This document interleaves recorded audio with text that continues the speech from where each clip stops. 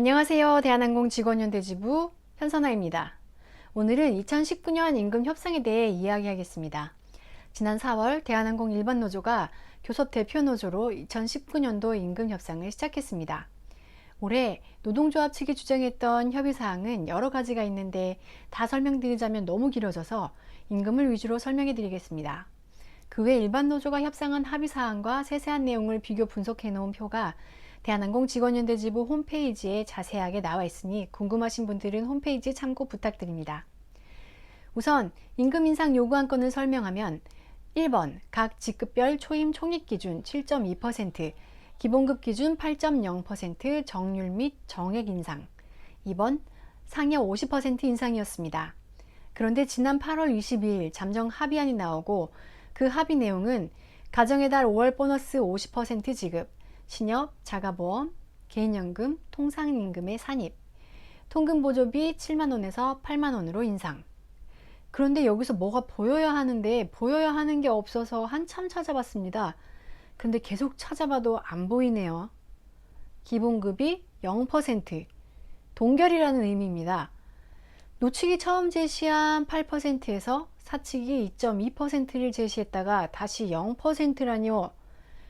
이렇게 줬다 뺏는 경우도 있나요? 기본급을 인상하는 것이 중요한 이유는 기본급은 다른 수당을 결정짓는 중요한 기본이 되는 금액이라는 점입니다. 현재 객실의 경우 기본급, 차량비, 객실 보안수당, 근속수당, 통근보조비를 합계한 금액을 소정 근로시간으로 나눈 금액이 통상임금이었습니다. 임금명세서에서 월정급여 부분이라고 분류되어 있는 부분입니다. 그리고 이 통상임금을 기준으로 모든 수당이 정해집니다. 기본급이 오를 경우 일반직이나 정비직은 연장, 야간수당, 주휴수당이 오릅니다. 객실의 경우 야간수당과 휴일수당이 비행수당을 기준으로 150% 계산이라서 통상임금과 관계가 없는 것처럼 보이지만 우리가 못쓰고 쌓여있는 연차들, 미소진시 연차수당은 통상임금으로 계산이 됩니다. 통상임금이 이렇게 중요하기 때문에 통상임금을 검색해 보시면 산입범위에 대한 논쟁이 엄청 많습니다. 그래서 이번 합의안 중 통상임금의 신협출자금, 자가보험, 개인연금을 산입한다고 했는데 이것이 KPU 조종사 노동조합이 소송을 걸어서 승소를 한 부분입니다. 법에서 주라고 한 부분이기에 다른 직종이 또 소송하면 줘야 되기 때문에 회사는 울며 거짓 겨자 먹기식으로 주게 된 것이고요. 이것을 이번에 일반 노조가 얻어냈다고 하기에는 뭔가 좀 이 소송을 이김으로 조종사는 소급분을 받았다고 합니다.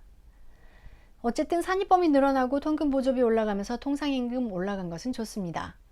그런데 제가 여기서 드리고 싶은 이야기의 요점은 기본급이 오르면 자연스럽게 오르는 임금이 많이 있다는 것입니다. 상여금 또한 기본급이 오르면 같이 오르죠. 그리고 내년 임금 협상 시 오른 기본급을 토대로 협상을 하는 것입니다. 그래서 기본급이 오르면 복리계산식으로 따져야 한다는 말이 있는 것입니다.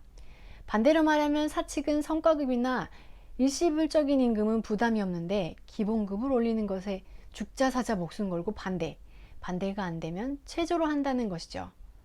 또 다른 예로 객실을 든다면 몸이 아파서 병휴를 2주 냅니다. 아프지만 휴가를 썼습니다. 본인의 연차 휴가에서 사용하는 엄연한 휴가임에도 불구하고 2주를 쉬니 비행시간은 40에서 45시간이 되었죠. 그 결과 평달 기준 약 16.6%, 보너스 달의 경우 10% 정도의 월급이 줄어듭니다. 연차 휴가는 유급 휴가인데 휴가를 썼을 뿐인데 월급이 줄어드는 객실은 연차 휴가를 무급으로 쓰고 있나 라는 생각이 들 정도로 이런 일이 벌어지는 겁니다. 이런 일이 벌어진 이유는 객실의 기본급이 타 직종 비해 낮으며 기본급보다 비행수당을 올려야지만 회사는 객실 승무원들이 비행을 더 할 것이라고 생각하기에 일반직이 기본급 90대 수당 10인 반면 승무직은 기본급 60대 수당 40으로 임금을 디자인했기 때문입니다. 이것이 바로 수당이 주는 함정이라고 생각합니다. 그래서 예전에는 이런 피해를 막기 위해 휴가로 인해 비행시간이 줄어든 경우 비행시간을 보장하는 제도가 있었는데 언젠가부터 휴가는 보장 비행시간에서 빠지더군요. 지난번 아시아나노조와 협업 직연통신에서 임금 관련 이야기를 했는데 그때 동일직급 비교했을 때 기본급이 아시아나보다 대한항공이 더 낮았었죠.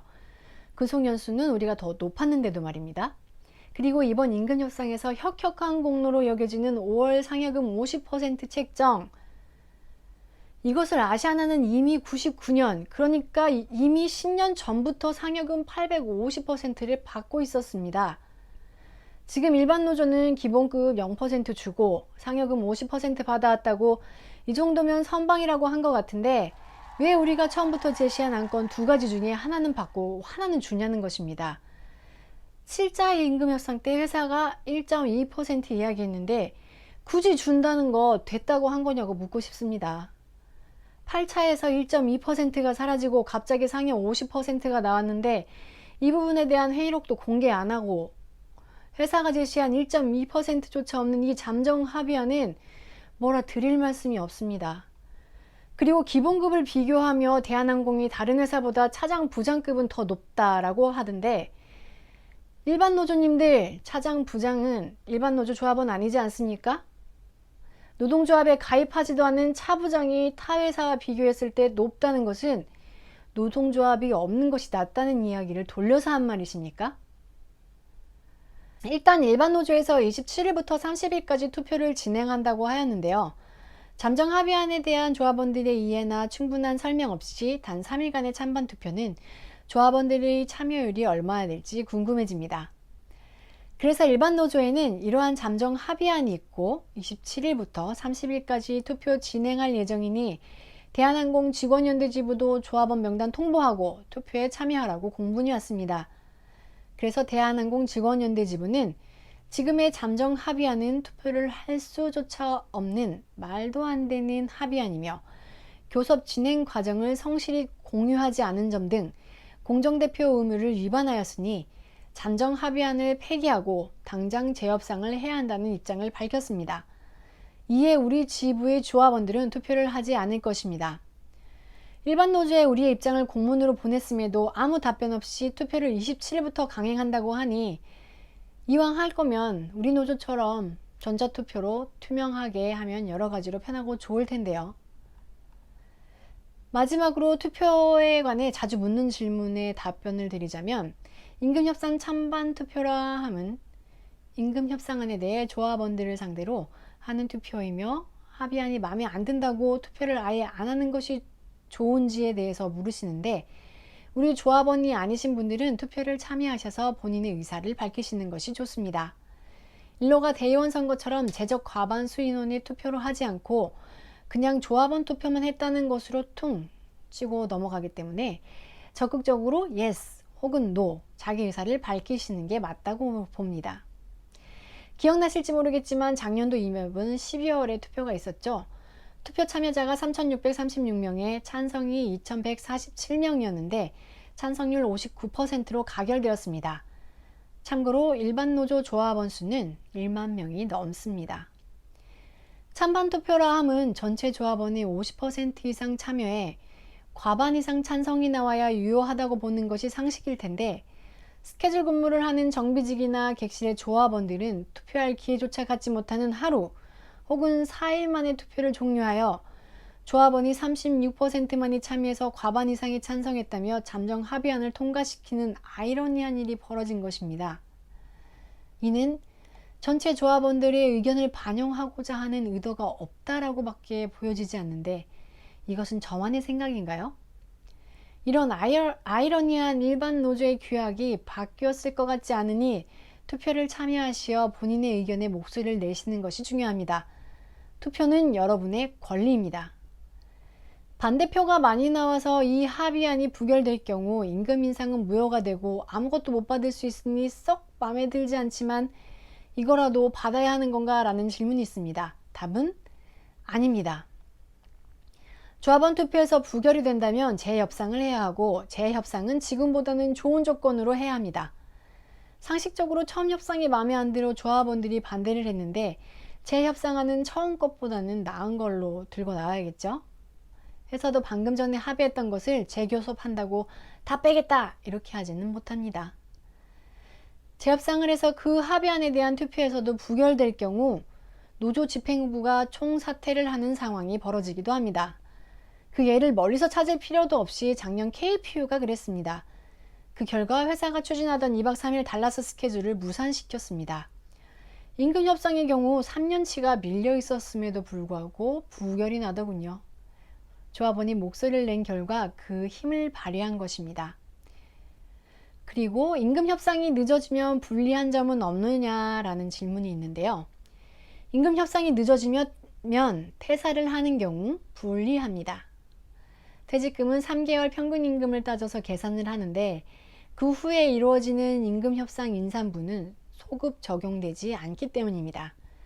그래서 단체 협약에서 그 차액을 회사가 지불하게 하는 협약을 체결한 사업장도 있습니다.